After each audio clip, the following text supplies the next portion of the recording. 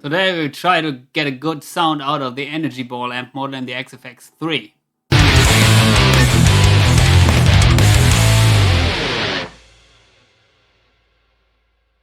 Today someone asked me about the Energyball amp model in the AxeFx3. As you may know, this is the amp which is modeling the ENGL Powerball. You see behind me there, I think this head, great metal amp. It has a little bit of a unique voicing, but other than that, I like the amp very much. Real amp, together with the ENGL cap. But I have no experience with the model in the AxeFx, because usually my favorite model, as you may know, is the Atomic High model. There are a couple of other high gain amp models which I use, which I found to be very easy to dial in. But today we will try out the Energyball model and to get a good sound with that.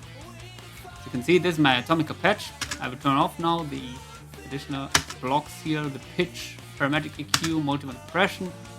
A little bit of reverb is maybe acceptable for us. And well,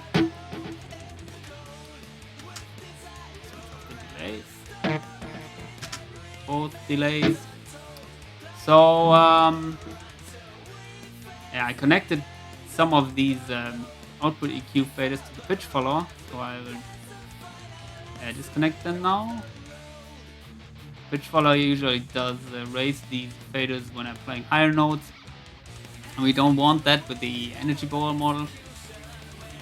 And now we will choose the Energyball, and we will see now how beautiful it sounds at the stock setting. Wow, sounds like shit. Very scooped, very well, flubby in the bass, and very harsh in the top end. By the way, I'm using my favorite pulse response, Recto 4x12 standard by York Audio. Already I set a low cut at 94 Hz. And well,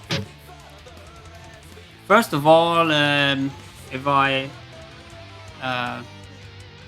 find out an amp model in the AxeFx which doesn't sound good to me in stock settings, usually I don't use it.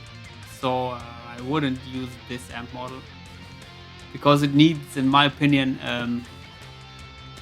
very big modification steps to sound good. At least for my taste, I don't like this scoop sound, and also don't like these harsh top end frequencies. I think live you could not use this amp with these settings. But anyway, we are here to make it sound good. So first of all, I will reduce the drive a little bit, and I will set a low cut in the input EQ for just the flubbiness, and also a high cut, and to make sure that not too much high frequencies from guitar are entering the distortion stage. Also here, I think we will make a mid boost, because the overall sound is very scooped, so a mid boost could help a little bit, although I think it's not enough. So as you can hear, it's not flubby now, but saturation is there, but the sound is still very scooped. And I think the harsh top end is something which we can address here in the presets and maybe in the high treble knob.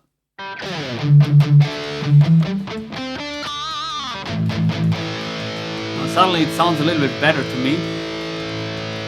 And we'll apply a low cut.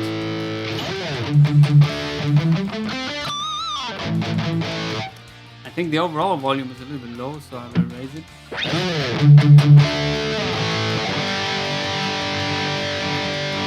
But in my opinion, there are still some frequencies in the top end which are annoying. and it's a little bit boomy in the bass. And something I found out with the tone stack, which you should maybe remember, is that this tone stack is modeled after the tone stack in the real amps. So in other words, here are fixed frequencies which are addressed by these knobs, and also fixed bandwidth. And this is not the most flexible way to dial in a good tone in an amp, because of course they're fixed, and with a, for example, a parametric EQ, you could change these things, bandwidth and frequencies you are affecting. And also with the graphic EQ here, you have way more possibilities. So of course, one little trick, maybe for me it's more or less cheating, is if you switch to another tone stack which is more sounds more harmonic. For example, if you would choose maybe the tone stack of a Flexi, and suddenly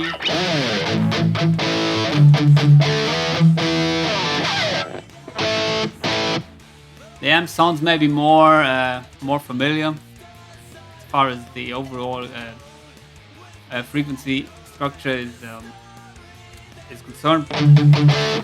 It sounds maybe like a Flexi, but with much more gain, and you could reduce the presence frequencies. But I think this is not our goal today, because we want the amp to sound like a Powerball and not like a Flexi or a hybrid of a Flexi. So I will set it back to the default settings, which is the Powerball tone stack. By the way, you can see here the tone stack of the Powerball. The center frequency is 700 Hz, which is a little bit higher than with most other amps I know. That is maybe also one reason why it sounds a little bit unique. But anyway, as I said, you could adjust the frequencies more flexible with the graphic EQ. But the most flexible way is, of course, using a parametric EQ. And I think I will do this now here. So the overall top end is too harsh for me, and I will address this by applying a shelving filter, maybe in general above 3K, 3.2K.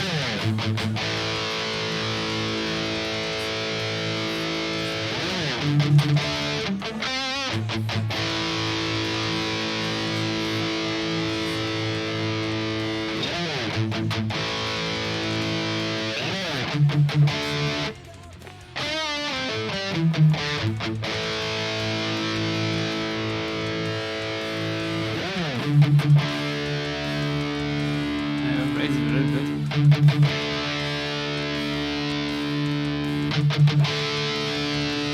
Too much. Maybe somewhere here around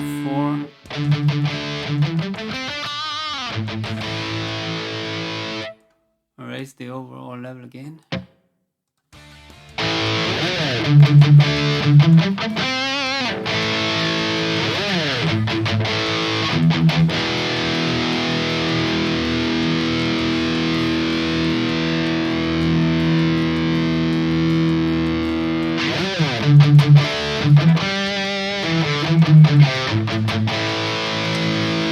Maybe I set it a little bit and slope a little bit more, a little bit lower. And then you can reduce the frequencies.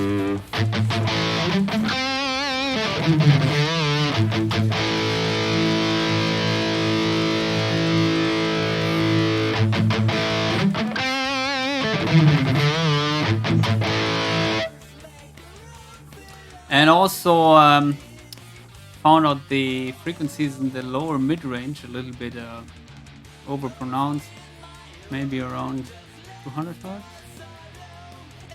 Reduce them a little bit.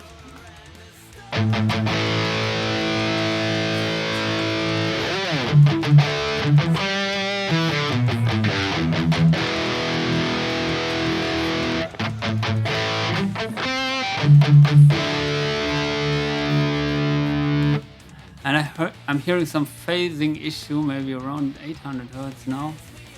So I will address this by reducing there a little bit, but in a very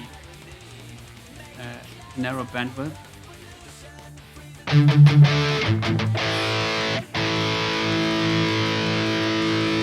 think the top end is still annoying. Maybe I will reduce the frequency here.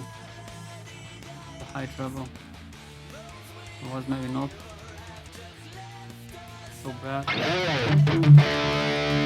will raise this again.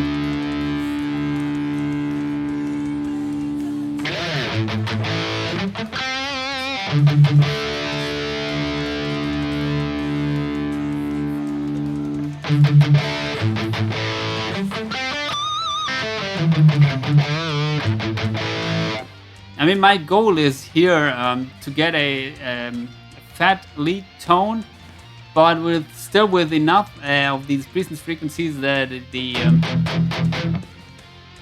chugs and also the rhythms are defined.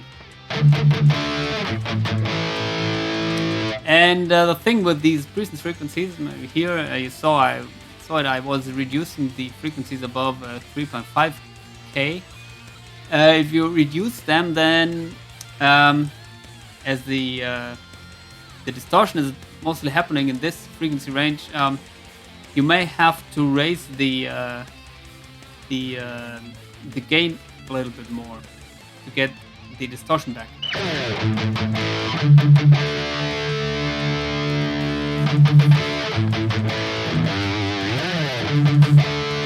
As you're doing this, you'll see maybe that also these frequencies here, I think they're maybe a little bit lower.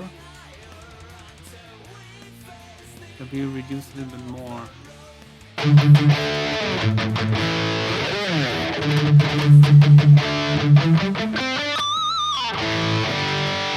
Let's turn on the delay.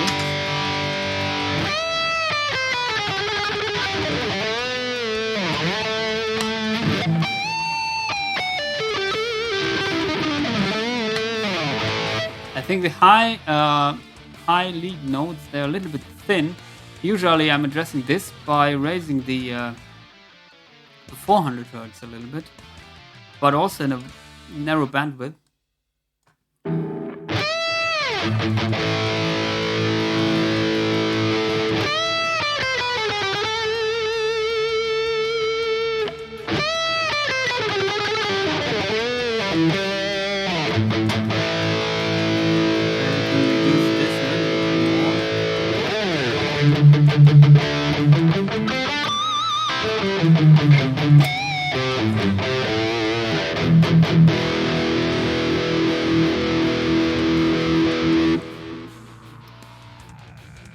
Usually I would apply a low cut here, but usually here, but I don't have any band left, so maybe I can raise it here a little bit. And the cap block. Let's see.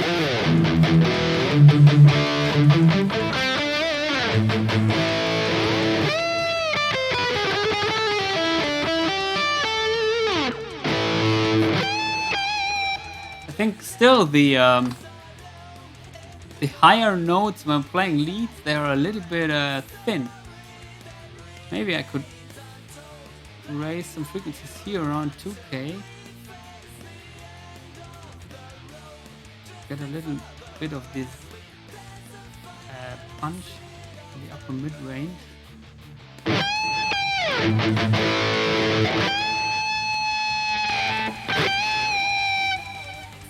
Much.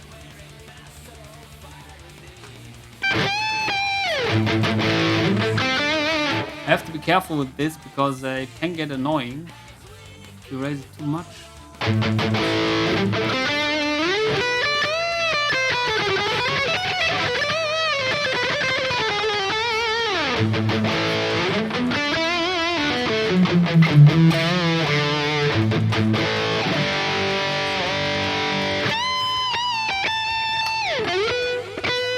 Also, like to hear the pitch of the note, not this percussive scratch, which is maybe good for chugging, but for leads it's not helping, especially if you're playing lightning fast. Like these ENGL licks, you want to hear the notes and the melody, not only the like this percussive element. But here it's maybe okay, no?